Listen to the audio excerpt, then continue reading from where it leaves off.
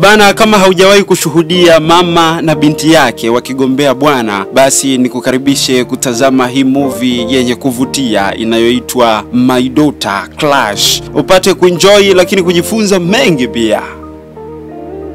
Goma linaanzia nyumbani kwa mwanamama Abby. Ni mama wa binti mmoja aitwaye Lola, ambaye kwa hivi sasa ana umri wa miaka 20 na yupo chuo. Leo mama Lola au muite Abby ameruhusiwa kutoka hospitali baada ya kulazwa kwa siku 2-3 akisumbuliwa na mshtuko na uchovu baada ya kufanya kazi kupita kawaida. Madaktari wamemshauri apumzike nyumbani kwa kipindi fulani kabla ya kurejea katika majukumu yake ya kila siku. Sasa ana kijana wake wa kazi anaitwa Kevin, ambaye ni msaidizi wake wa karibu sana, yani personal assistant.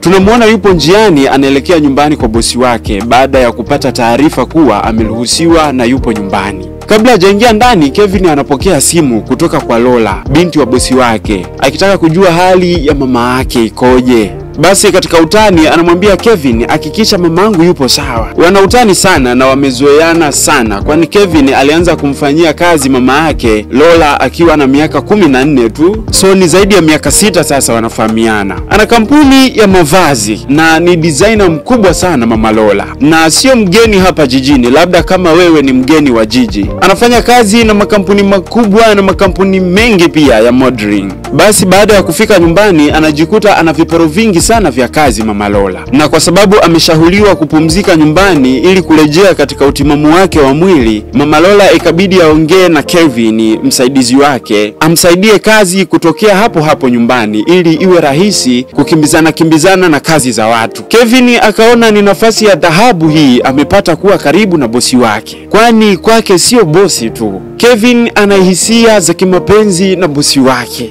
na ni muda sasa, lakini amekuwa akiogopa kufunguka, kwani anahofia utapokelewa vipi ujumbe wake pindi atakapouzungumza. Kuna mwanae mmoja tu ndio anafahamu juu ya jambo hili, kwani huwa anamueleza kila kitu, jinsi ambavyo anamzimia bosi wake. Basi leo anampatia taarifa mwanae kuwa bosi wake amemuomba kuishi naye, amsaidie kazi kutokea nyumbani mpaka hapo atakapokuwa sawa kiafya. Mwamba anampa mbinu, anamwambia ndo fursa hiyo babu, muonyeshe sasa kuwa unamzimia, mjali, msaidie mambo fulani, sio kazi tu. Kaa gentleman, yani jikubali, usikae kindezi atakuona mtoto. Shauri yako, mimi ndo nakwambia hivyo. Bana, anapewa mbinu Kevin. Sasa siku moja bosi akiwa anaelekezana mitindo na Kelvin, mara anaingia besti yake, amekuja kumsabai na kufahamu anaendeleaje na afya na nini. Basi katika maongezi besti akaanza kuchomekea, shogangu, wewe na msaidizi wako vipi? Mbona kama kuna jambo hivi?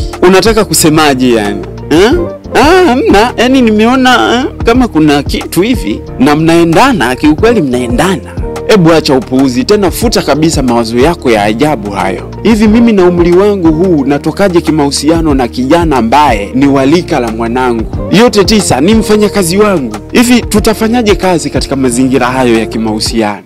Siwezi. Sasa mbona nilivyoingia ni kama ulikuwa unasikilizia perfume yake hivi, nimekuona ujue.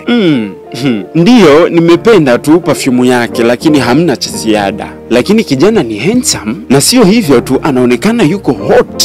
Tena kwa wewe ambaye ni zaidi ya mwaka hauna mahusiano, anakufaa kabisa huyu. Kesho yake kuna mamodo wakawa wamefika hapo nyumbani kufanya fitting. Basi ikawa ni siku fulani ndefu sana kwa Abby. Akaanza kusikia kizunguzungu. Kevin hachezi mbali, anaendelea kujikusanyia pointi 3. Ndio basi akaonyesha kumjali tena hapo, akamweka kwenye sofa. Basi bidada anadai najisikia kama nilale hivi. Mwamba akamsogeza mpaka kunako chumba, akampumzisha. Akishtuka anasogea kumtuliza na nini. Bana, mshangazi usiponasa kwenye mitego na mifumo ya Kevin.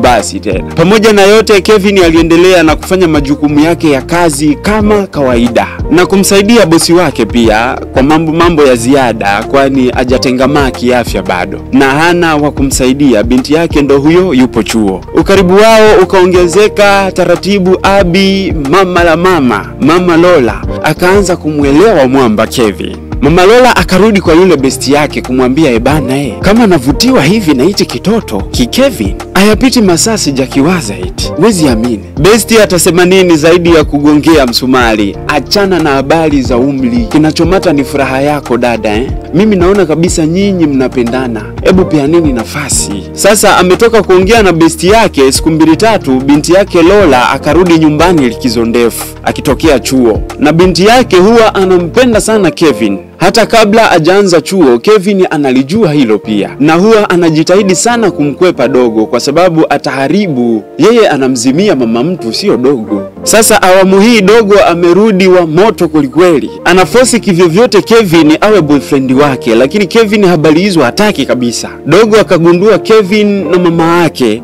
lazima kuna kitu kinaendelea. Akaenda kumuuliza Kevin, wewe na mama yangu kulikoni Kevin?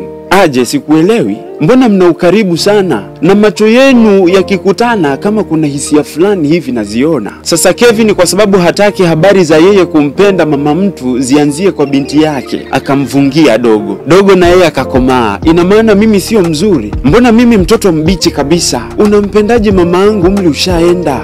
Bwana Lola, hebu nenda bwana. Toka.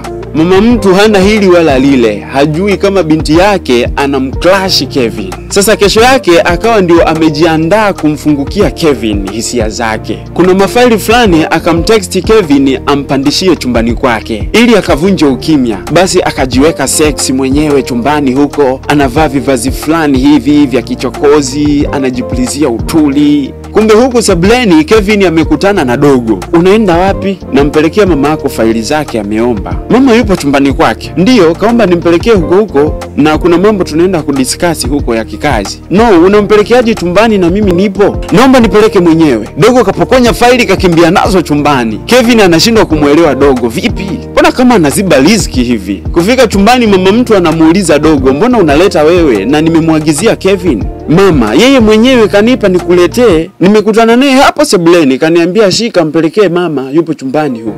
Kweli? Ndiyo. Dogo anang'ata na kupuliza noma. Kesho yake tena Kevin anaingia jikoni kumpikia bosi wake chakula fulani hivi amazing. Yote anafanya kumtega bosi yaingie kwenye mifumo yake. Asa wakaketi mezani, wanakula, wanaenjoy, basi wenyewe wanapiga story, mambo fulani hivi. Chakula kimewanogea, anamwagia misifa Kevin. Dogo katoka anakotoka kazingua tena. Mama mtu akaenda kumsimulia rafiki yake. Yaani nahisi binti yangu hapendi ukaribu wangu na Kevin. Maana siku za karibuni amekuwa anaingilia sana mambo yetu. Atakuharibia huyo. Inabidi uwe mkali, muonyeshe unachukizwa na anachokifanya. La sivyo mtashia bwana. Kwa nini afanye hivyo kama sio wivu ni nini? Bana anachokiongea besti mtu upande wa pili nyumbani ndio hicho kinaendelea. Kumbe dogo baada ya kuona mama yake ametoka, bana akafosi mazingira mpaka kumuingiza kwenye mfumo Kevin. Ikapigwa mipinduko fulani amazing. Mama mtu anarudi baadaye anakuta manyoya mtoto kaishaliwa kitambo. Akawafuma hoi kitandani. Kwa hasira akawasha moto mama Lola. Kwa masaa kadhaa nyumba ungeiona kama jehanamu hivi, anafoka tu mama Lola. Kumbe inauma kumfumania mtu unayempenda hata kama haujamwambia kuwa unampenda Basi ukawa ugomvi baina ya mama mtu na binti mtu. Mama akaenda kukutana na Kevin kuomba radhi maana alimshushia mitusi ile siku ya fumanizi usipime. Kevin hana la kusema zaidi ya kumuomba tu mama Lola wabaki kuwa washikaji tu maana tayari kitumbua kishaingia mchanga. Akisema atoke kimapenzi na mama mtu, mtoto ataona wivu. Akisema atoke kimapenzi na mtoto mtu, mama mtu ataona wivu. Kwa hivyo atakuwa ni sehemu ya kuwagombanisha mama na binti yake. Akatumia hekima Kevin, akaamua kuachana nao wote. Alichoambulia ndo hicho mwanetu, japo halikuwa lengo lake. Niambie kwenye comment hapo chini umejifunza nini kutokana na hii movie ambayo nimekusogezea hivi leo. Mimi msimuliaji wako Augusto Tabibu, nikukaribisha kucomment, kulike, lakini kushare. Na kama ungependa kuwa mwanafamilia wa Whisper to Recaps, basi usisahau kusubscribe mtu wangu. Bye bye.